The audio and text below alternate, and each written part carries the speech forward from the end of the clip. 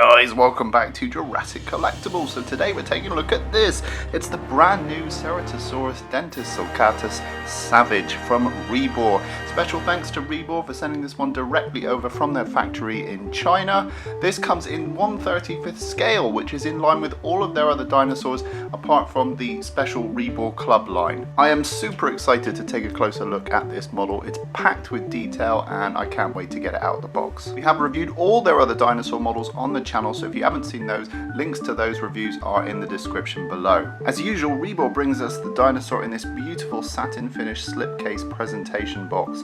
On the front we have a beautiful illustration of the Ceratosaurus with all of its skeleton visible, and on the back we have a rundown of the other dinosaurs in this line. Interestingly, the Ceratosaurus Savage box is exactly the same size as the Yutyrannus Y Rex. Removing the box from its slipcase, you can see that we've got a wonderful foam lining inside to protect your dinosaur model, and it also comes with an information card which just gives you some data on where the dinosaur was found, its fossil information and more. Inside the foam lining we have one well for the Ceratosaurus and we have one well for the display base. So it's time to get this guy out of his foam padding and on display. So here is the Ceratosaurus Savage out of its packaging and on display, and wow, this model looks absolutely stunning. I really love the predatory armored look of this dinosaur. And actually, first thing, getting this thing out of the box is I noticed that it was much lighter than all the other dinosaur models we've had. I don't know if they've made this one hollow or if they used a lighter material,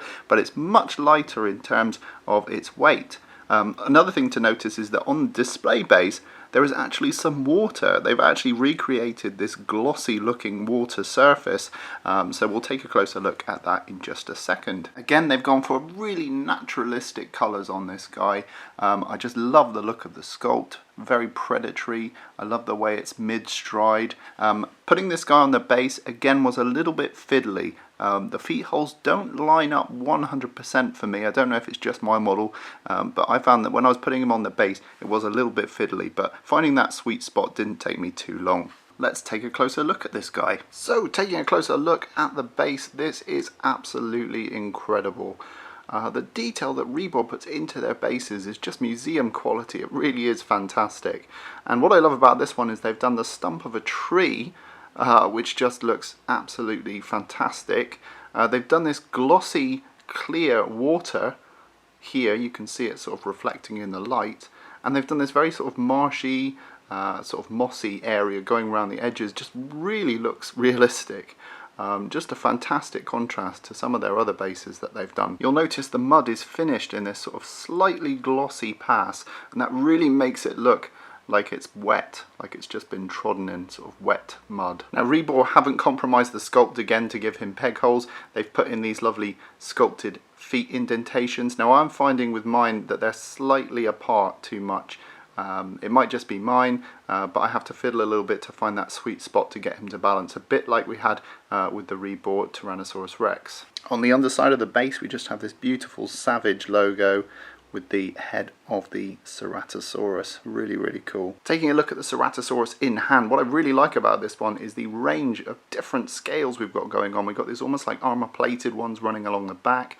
We've got sort of really broad chunky ones underneath, and then we've got really fine ones running along the body. And that's how it would be in nature. You'd get this real contrast of scale, and I really like that. So let's take a closer look. Starting off with the head sculpt, you can see we've got a really menacing looking head there. Really love the darkness surrounding that yellow eye, and I really love the sculpt on these bony ridges on the head. Fantastic work. Really, really nice. The jaw is articulated, so you can open that up. I've got a little bit of resistance on mine, but I'm sure that as I open it more and more, that will sort of wear away. As you can see, we've got some nice specular highlights on the inside of the mouth where they've added gloss to give it sort of more of a genuine wet fleshy look. You can see the teeth have been carefully painted and sculpted. Really nice. Just a really beautiful looking head sculpt. As we move down the neck, you can see the start of these armor plated scales running down the back, and I think they look tremendous. Very, very crocodilian, and I really, really like those. And I love all these sculpted folds in the neck. You just get the feeling the skin is hanging off of its body. Beautiful. As we move down to the shoulder, you can see there's the faint indication of musculature there. Again, running down the arms. and into those lovely sculpted hand claws. Just the amount of scaling going on all over the body is fantastic, and just all the different paint going into this. You can see so many different colours all in that hand. Up here you can see the musculature across the chest and these really nice broad chunky scales I was talking about. Range of colours going on here is just incredible. You've got this real pale white on the underside going into this sandy yellow, which is really lovely airbrush. There's a lovely gradient going on there. And then we've got these black stripes, and then on the top we've got that black armour plating with just little indications of sandiness on the end. Beautiful. As we move into the leg, again a real nice range of colours and sculpt. You can see there's some really nice broad armour plated scales going on here. Reminds me a little bit of the Indominus Rex toy that we recently reviewed actually. Then as we move down the leg, you can see there's some really nice fine scales going on, really nice creases combined with these scales, and just a really predatory looking foot. Look at those armour plated bits going all the way down the toes. Just looks really formidable. Beautiful weathering and painting on those toe claws. Again, fantastic work by Rebor. You really feel like this foot has been worn away in the mud and it's just coated in this dried mud that's just left there. Really, really beautiful. And as we move back up the leg, you can see the musculature here. As we move into the tail, just beautiful creases and sculpted scales all the way across. Absolutely incredible detail. And as we move down the tail, these fine scales just continue, and it's got a lovely nice S curve to it. As we move to the opposite side, again really nice scaling going all the way along. Incredible. You can feel the skin here being pulled taut as this leg comes forward. You can see lovely creasing in the leg there, and you can feel this muscle bulging in the lower leg. Just wonderful mixtures of colours going on here. Again, a beautifully sculpted foot. I love the extreme pose on this one. Really, really cool.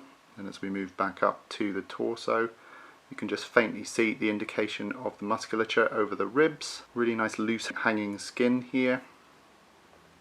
You can see the musculature clearly here in the shoulder area as we come down into those lovely clawed hands.